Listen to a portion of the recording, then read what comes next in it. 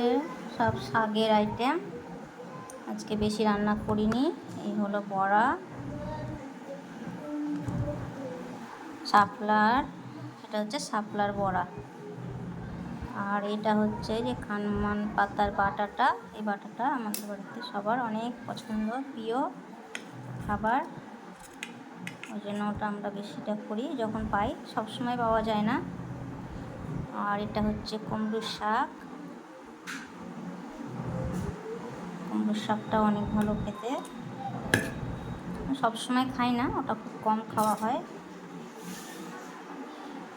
আর এটা হচ্ছে সজনার শাক, এটা হচ্ছে সজনার শাক। আর হচ্ছে এই যে আচার। আজকে বেশি রান্না করিনি, আজকে নিরামিষ, তারপরে মঙ্গলবার,